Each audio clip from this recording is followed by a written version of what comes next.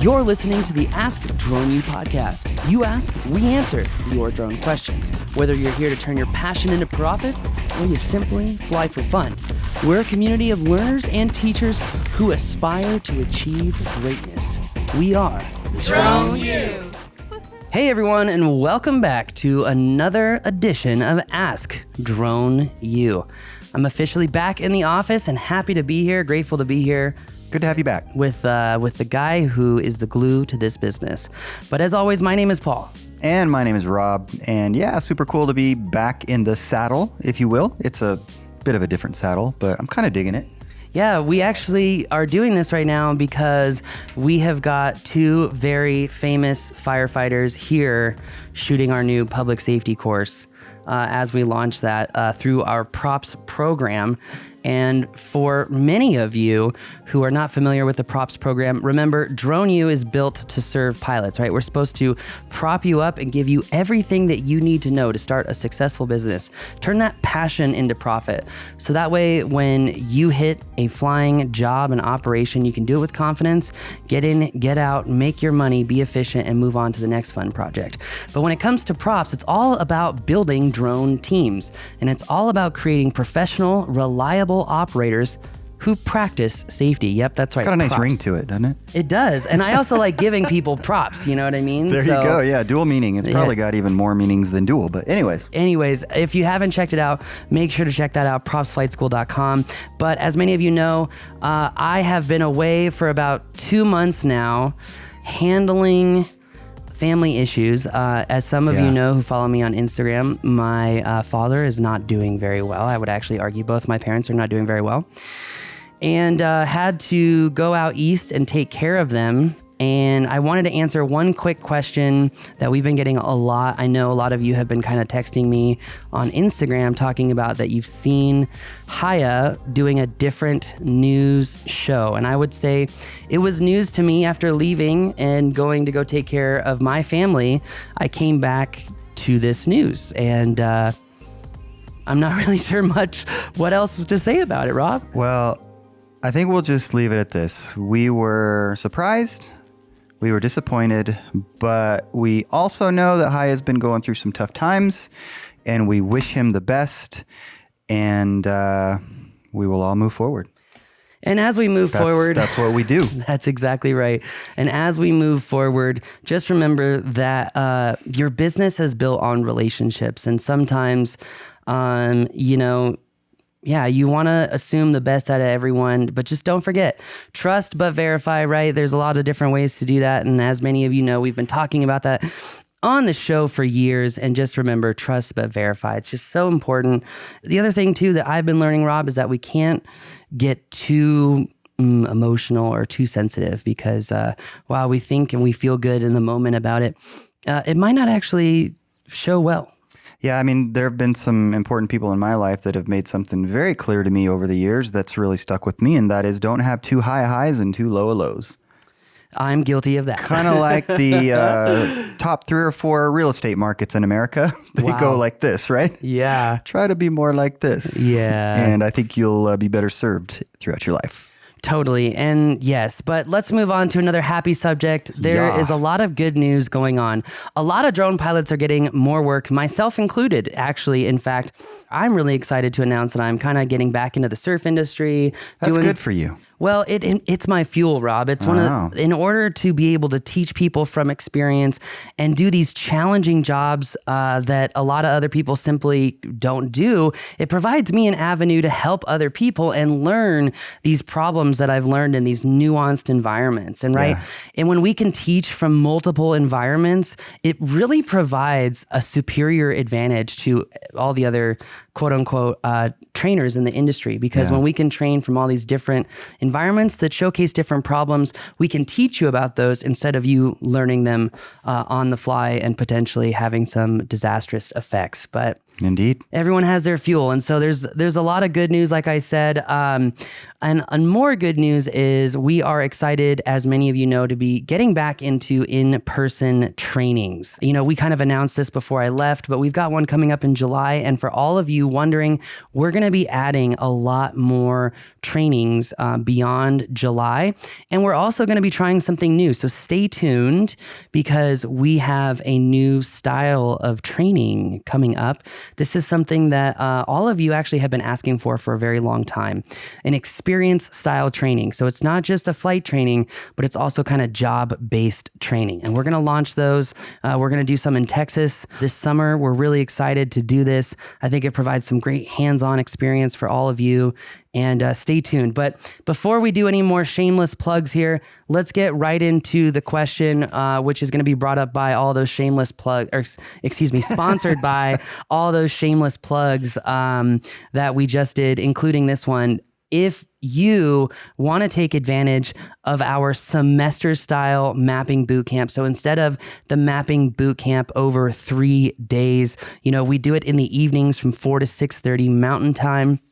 And I will say, after doing the first 2, it is amazing how retention is improved, how students' involvement has improved, and seeing some of the models from the last class is just absolutely spectacular. So really, really, really excited on that. It's been a hit. Yeah, most definitely. There's a lot to be said for spreading the learning out. True. And I think we're seeing that. True. And, it's bearing fruit, which is really, really cool. That's what we want. We want people to have success, and this is helping people do that.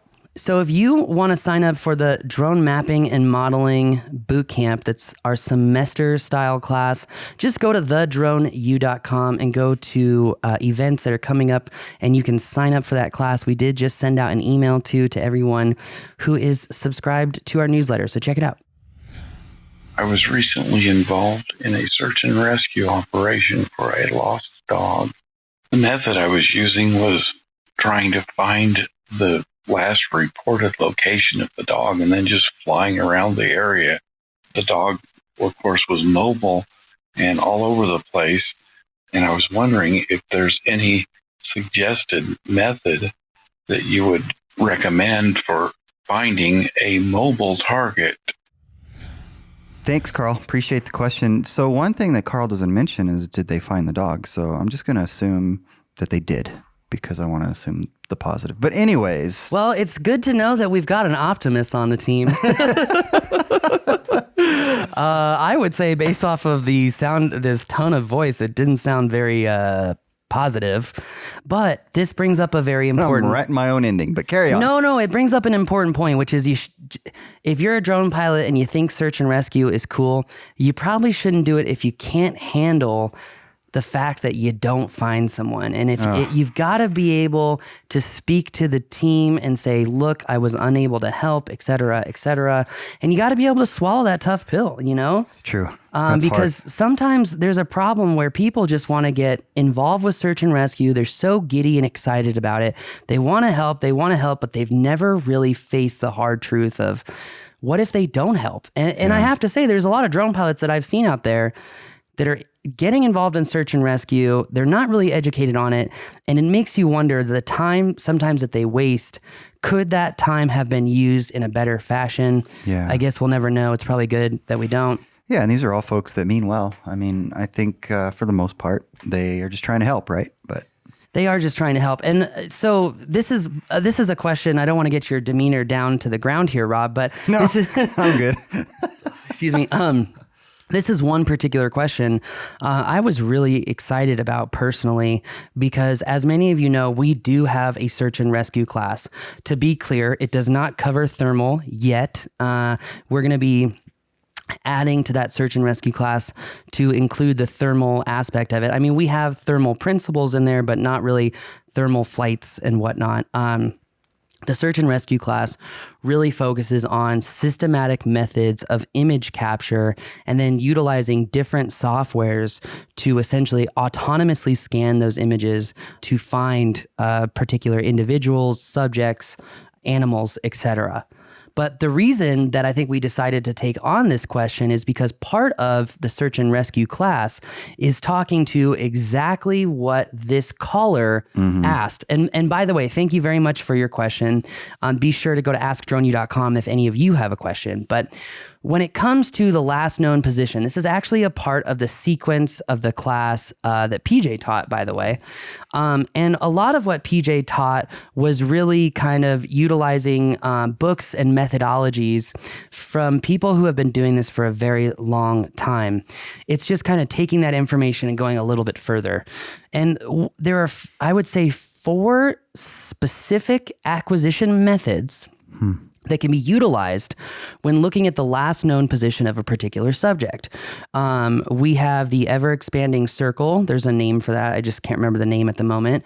We have, a grid search. So, utilizing autonomous mapping softwares to help us fly a grid pattern in an autonomous means to ensure that we actually are searching a given search area, that we don't miss any part of that search area. Because, just as you were alluding to in pre-show, well, what if the dog is moving? Well, right? like the question asker that's his whole point. Well, the dog is moving. But if we're not covering let's say that, my computer is the entire search area, right? One of 2 points. Point number 1, in our course, we actually talk about a very specific book that discusses the behavior of humans and the statistical analysis of what they do when they go missing or if they're in a particular state of mind. So we break down the subjects and then statistically where those subjects are found within a given radius. So it really helps us better understand this area to search. Okay. But with the mapping acquisition software, we can ensure that we're actually systematically covering that entire search area. Right? My point is this, is if someone just goes to the last known point and they just kind of fly around willy-nilly, how are you going to verify that you actually covered the entire search area? Did you capture images? Did you capture video? I prefer imagery over video because you just get such a better look, more definition, etc. And so my point is, number 1, obviously this is a dog, not a human, so we don't really have statistics, and we didn't use statistics in the class for lost dogs. But as far as lost humans are concerned, we can break that down and utilize past search and rescues to know what area to search. And then we can use applications. Pix4D, I would say Measure is the best case in this particular instance, because Measure actually, what it does is in real time projects the area that you have already shot and mapped. So you can see in real time like where you're shooting and the overlap, and you can see where all the shots are that you took. If you're not using Measure, and let's say that you use Pix4D Capture, Drone Deploy, Maps Made Easy. By the way, we have a lot of news coming out on all these mapping. There's so much change in the mapping industry right now. It's insane.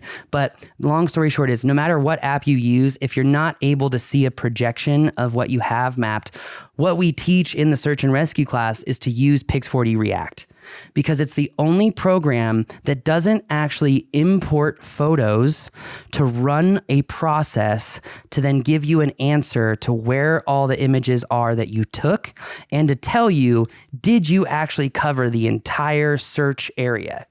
Pix4D React just rips the EXIF data and gives you all these dots on a map to show you, did you actually cover these areas? Because also sometimes we think we're covering an entire area and the drone doesn't capture photos in a particular location.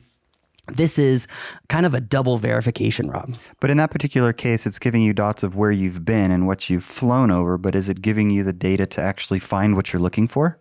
No, React does not do that. It does not give us the data to try to find what we're actually looking for. So in that scenario, what does do that part of the process? Well, as many of you know, that we have had classes on the program Locate. There have actually been there was a study that came out because someone reached out to me about it, and they're like, I'm really questioning if this actually works. And I would say all the experiments that we ran on it, it was working, but we mastered a different program And we can actually teach that program, and we can teach law enforcement and public safety.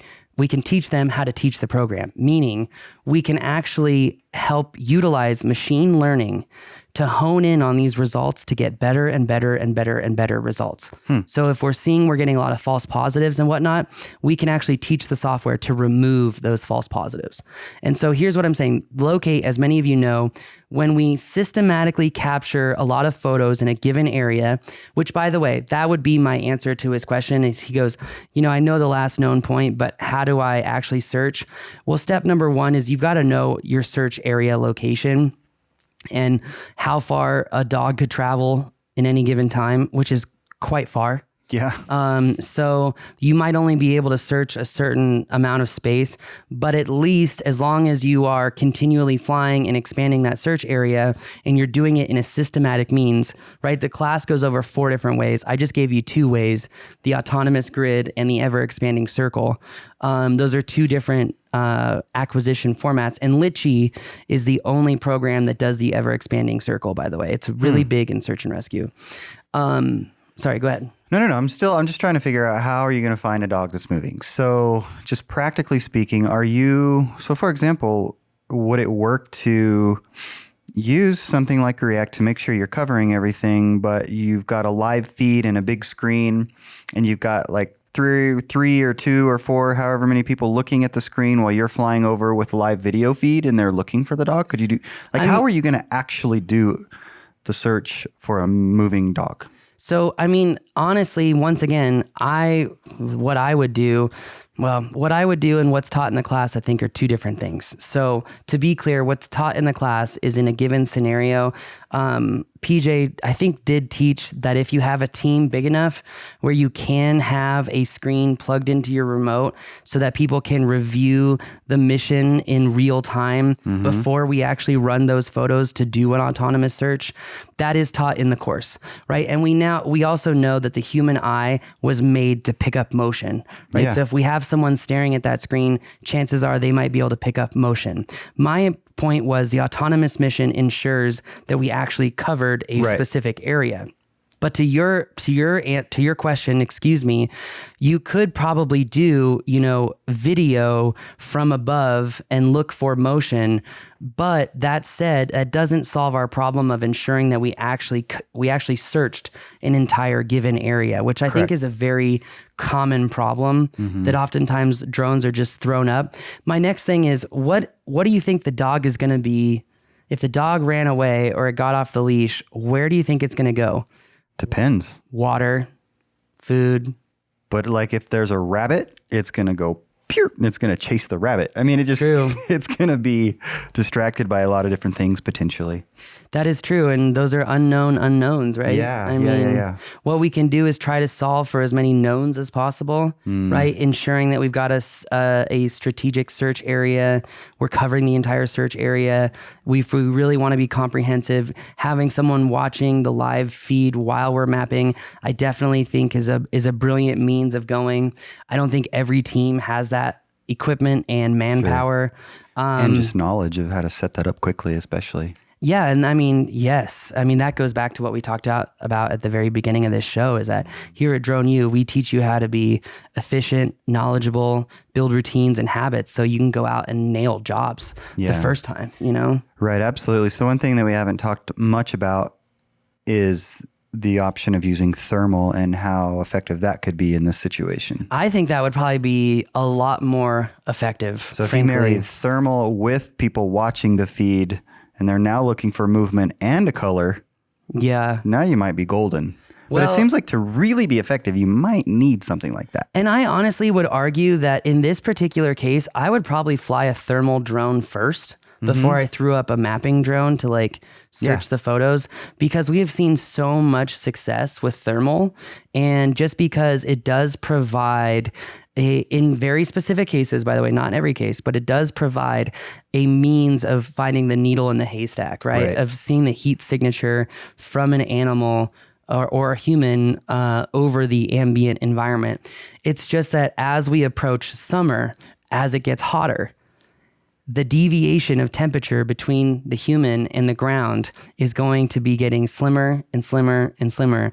And that's why thermal's not always the answer, right? It depends on the time of day. It depends on ground temperature, etc. Yeah. I'm just trying to cover all the bases here, Rob. No, all right? that's a great point. So the only conclusion that I can reach with all of this said is that everybody should make their dogs wear a bright orange sweater at all times. I mean, you can. that little pet fawn thing that I have that has the radar, GPS, and cell built into it, it's worked pretty good. That's a good point. Yeah, or you can you can put a tracker on your dog for a couple $100, depending on how important your dog is. And by the way, I have 2 dogs, and I love them, so I might put an orange sweater on them. Well, I think to recap kind of the caller's question here, to be succinct as possible, is that the answer... Too late, but go ahead. The answer is probably, throwing up a thermal drone. Again, you want to have some sort of strategic flight path to ensure you're covering a particular area and you're comprehensively covering it. Thermal is probably the way to go first.